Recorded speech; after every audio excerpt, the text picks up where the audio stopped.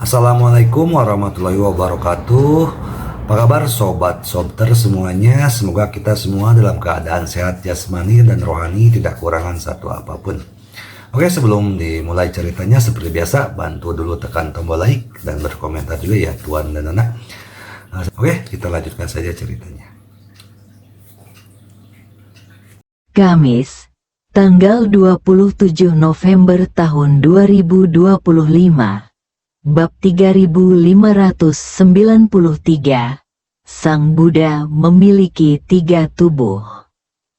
Bab 10.271 sampai dengan bab 10.275. Terima kasih kepada Tuan Satrio Hidayat yang sudah berlangganan atau gabung dengan Sobter Channel. Semoga kebaikannya dibalas sama Tuhan Yang Maha Esa berlipat-lipat ganda, dan dilancarkan dalam Audio rezeki milik serta Sobter urusannya dan Channel. disehatkan selalu bersama seluruh keluarganya. Amin ya robbal alamin. Semuanya sesuai prediksi Ye Chen. Benda misterius di dalam tubuhnya sedang membuat kesepakatan diam-diam dengannya. Setelah menyerap 90% energi spiritual di tubuhnya, benda itu menampilkan segel tangan baru satu persatu di langit. Kali ini, benda itu masih menampilkan 16 segel tangan, tetapi lebih rumit daripada 16 segel tangan kemarin. Setelah Ye Chen menghafal semua segel tangan, ia mencoba melakukannya secara lengkap. Namun, yang membuatnya bingung adalah setelah seluruh rangkaian segel tangan selesai, energi spiritual di tubuhnya tidak berubah sama sekali. Yun Rugo dan Song Ruyu, yang tidak secepat atau sehebat dirinya, menyelesaikan segel tangan lebih dari semenit kemudian. Perasaan mereka sama, energi spiritual tidak bertambah maupun berkurang, dan tidak ada perubahan sama sekali. Lin Waner bertanya dengan khawatir. Dan setelah mengetahui bahwa segel tangan baru itu tidak efektif, ia pun berpikir keras.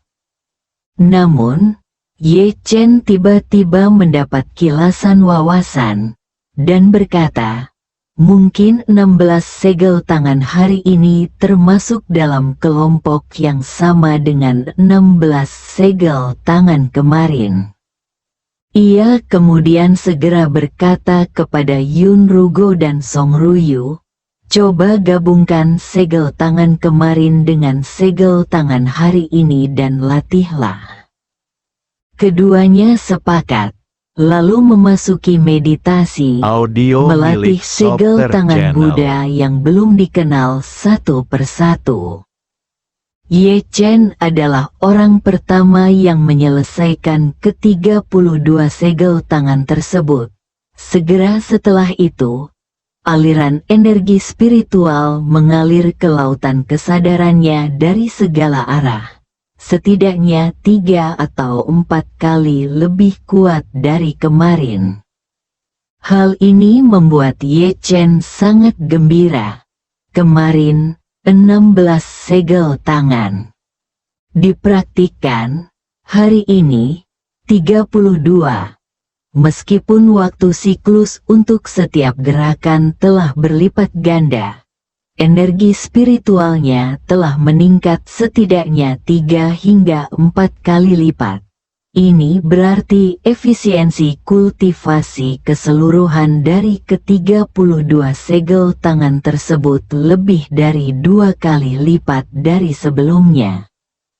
Lebih dari 2 kali lipat jelas merupakan peningkatan yang luar biasa. Tentu saja, karena jumlah awalnya sangat kecil, bahkan dengan efisiensi 2 kali lipat, laju perolehan energi spiritual masih lambat.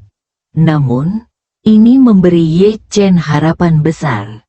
Jika segel tangan ini lebih banyak lagi, jika 16 lagi, atau bahkan 36 atau 72, ditambahkan kemudian, efisiensinya mungkin meningkat 10 kali lipat, atau bahkan puluhan kali lipat. Jika itu masalahnya, laju pengisian ulang energi spiritual akan cukup substansial, dan dia tidak perlu bergantung sepenuhnya pada pil untuk bertahan. Dia bisa mengisi ulang energi spiritualnya dalam beberapa hari, dan kemudian semuanya akan memasuki dunia yang sama sekali baru. Sesaat kemudian, Yun Rugo dan Song Ruyu juga membuka mata mereka. Keduanya bahkan lebih bersemangat daripada kemarin. Air mata mengalir di wajah mereka. Mereka semua jelas merasakan peningkatan efisiensi yang luar biasa. Kecepatan kultivasi ini jauh lebih efisien daripada sebelumnya. Ketika mereka membutuhkan waktu lama untuk mendapatkan satu pil kultivasi Qi kecil dari Wu Feiyan, dulu, mereka sudah bersyukur menerima satu pil kultivasi Qi kecil setiap 1 atau 2 tahun. Tetapi dengan efisiensi 32 segel tangan, mereka dapat memperoleh jumlah energi spiritual yang sama dalam 1 atau 2 bulan. Melihat kegembiraan yang tak terkendali di wajah ketiganya, Lin Waner tahu bahwa eksperimen Ye Chen efektif, dan ia juga sangat bersyukur.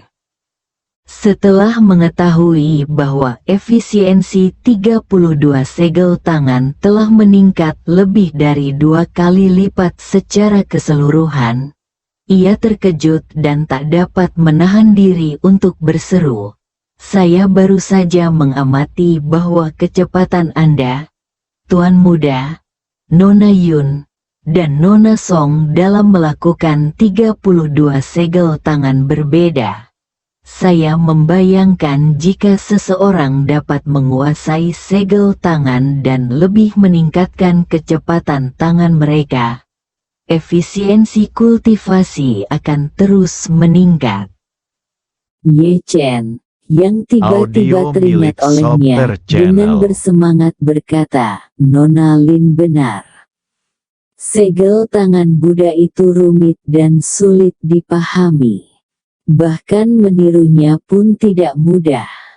Saya membutuhkan setidaknya 90 detik untuk melakukannya. Tapi semuanya tunduk pada hukum seperti yang dikatakan penjual minyak. Latihan menjadikan sempurna," katanya. Jika seseorang benar-benar terbiasa dengan setiap gerakan tangan, menggandakan kecepatan bukanlah hal yang mustahil. Ia kemudian mendesah, "Ketika saya masih muda, ibu saya mengajari saya bermain piano selama beberapa tahun. Saat itu, apapun instrumen yang dimainkan, orang-orang suka memainkan karya berjudul Flight of the Bumblebee dengan kecepatan tertinggi. Ketika saya masih muda, saya membutuhkan setidaknya 5 atau 6 menit untuk memainkan seluruh karya, dengan terbata-bata dan terbata-bata. Tetapi para master terbaik dapat menyelesaikan seluruh pertunjukan dalam waktu kurang dari 1 menit, selisihnya 7 atau 8 kali lipat. Gerakan tangan Buddha seperti partitur musik, kecepatan seseorang memainkannya tidak hanya bergantung pada bakat tetapi juga pada ketekunan. Latihan juga sangat penting." Lin Waner mengangguk. "Aku juga berpikir begitu. tuan muda saat ini menghabiskan banyak energi spiritual setiap hari untuk ditukar dengan segel tangan. Untuk mengisi kembali energi ini, beliau harus terus-menerus meminum pil berharga. Jika ini terus berlanjut, pil-pil itu akan segera habis, yang menyebabkan menipisnya bahan obat untuk alkimia. Barang-barang yang sangat berharga seperti pil seharusnya disimpan untuk saat-saat penting, bukan disia-siakan untuk kultivasi sehari-hari. Jika kita bisa mengisi kembali energi spiritual melalui segel tangan, itu akan sempurna. Ye Chen setuju, berkata, itu masuk akal. Namun, aku berencana untuk membuat kesepakatan lain dengannya untuk melihat apakah ada yang baru. Jika aku memiliki cetakan tangan itu, seberapa besar peningkatan efisiensi kultivasiku secara keseluruhan? Jika peningkatannya masih 2 kali lipat, maka menginvestasikan beberapa pil akan sepadan. Jika kecepatan peningkatannya tidak secepat itu, aku akan memperlambat, kembali dan berkultivasi dalam pengasingan sebelum mencoba lagi. Kalau tidak, pil-pilku benar-benar takkan sanggup bertahan. Saat ini, Ye Chen hanya memiliki 10 pil pemelihara Qi yang tersisa, dan bahan baku untuk menyempurnakannya Audio telah milik habis. Softer Channel. Meskipun Lin Waner telah menginstruksikan Zhang Tua untuk membantu menemukannya, bahan baku bukanlah sesuatu yang bisa dibeli dengan uang. Bahan baku juga bergantung pada kesempatan dan takdir. Oleh karena itu, hingga masalah bahan baku terpecahkan, Ye Chen berencana menyimpan setidaknya 5 pil untuk dirinya sendiri sebagai cadangan, untuk berjaga-jaga jika terjadi keadaan yang tidak terduga. Oleh karena itu, ia hanya memiliki 5 pil tersisa untuk diperdagangkan dengan benda-benda misterius di dalam tubuhnya. Setelah kembali ke villa di pagi hari, Ye Chen, Yun Rugo, dan Song Ruyu memulai pengasingan mereka. Selama pengasingan ini, mereka bertiga memfokuskan upaya utama mereka pada cara melakukan 36 segel tangan dengan lebih terampil. Namun, bahkan menghafal 36 segel tangan tidaklah mudah, dan otak perlu berpikir terlebih dahulu saat melakukannya. Oleh karena itu, meningkatkan efisiensi bukanlah sesuatu yang dapat dicapai dalam semalam. Sama seperti karya piano yang sulit, seseorang harus mengembangkan memori otot yang kuat untuk meningkatkan secara signifikan dan menembus penghalang kecepatan. Dan memori otot ini adalah proses yang panjang. Mengacu pada para pianis itu, mungkin dibutuhkan lebih dari 10 tahun latihan keras untuk mencapai puncak. Ye Chen tetap menyendiri hingga malam tiba ketika alarmnya berbunyi. Ketika ia membuka mata, Yun Rugo dan Song Ruyu juga terbangun oleh suara itu. Ye Chen menyuruh mereka bersiap pergi, lalu keluar terlebih dahulu. Di ruang tamu, Lin Waner dan Helena sedang mengobrol dengan riang. Awalnya Helena agak waspada dan kompetitif terhadap Lin Waner, tetapi setelah berbicara dengannya beberapa saat, ia menyadari bahwa pesona pribadi wanita muda itu jauh melampaui harapannya. IQ dan EQ-nya tak hanya luar biasa tinggi, tetapi pengetahuannya juga luar biasa luas. Jadi, selama Ye Chen dan dua orang lainnya menyendiri, ia mengobrol dengan Lin Waner, dan tak lama kemudian, mereka menjadi sahabat. Melihat Ye Chen muncul, Lin Waner segera melangkah maju, membungkuk sedikit, dan berkata, "Tuan muda, setelah membaca beberapa teks klasik dan menggabungkannya dengan pengamatan saya sendiri, saya memiliki pemahaman umum tentang segel tangan yang telah Anda latih selama 2 hari terakhir." Ye Chen berseru gembira, "Nona Lin, tolong beritahu saya." Lin Waner menjawab, "Kalau tidak salah, segel tangan yang dikirimkan entitas misterius itu kepadamu melalui Aurora seharusnya adalah segel tangan asli dari Tata Gata Matahari Agung. Dalam agama Buddha, yang juga dikenal sebagai Mudra Vairocana." "Mudra Buddha Vairocana?" Ye Chen bertanya, "Apa asal-usulnya?" Lin Waner menjelaskan, "Mudra Buddha Vairocana yang ada saat ini benar-benar berbeda dari Mudra Buddha Vairocana yang sebenarnya. Mudra Buddha Vairocana yang sebenarnya adalah mudra meditasi Buddha Vairocana, mudra yang benar-benar memiliki kekuatan magis. Dengan kata lain, mudra ini digunakan dalam praktik Buddha. Namun, mudra berkekuatan magis ini perlahan-lahan menghilang, dan mudra yang diwariskan telah menjadi semacam ritual Buddha." Ye Chen tidak mengerti agama, jadi ia dengan rendah hati bertanya, "Nona Lin, siapakah Buddha Vairocana yang baru saja Anda sebutkan?" Lin Waner tersenyum dan berkata, "Buddha Vairocana adalah Buddha Vairocana, juga dikenal sebagai Sakyamuni. Namun, keduanya tidak sepenuhnya setara. Anda dapat memahaminya sebagai Sakyamuni. Itu adalah tubuh manifestasi yang dimanifestasikan Buddha untuk beradaptasi dengan dunia fana.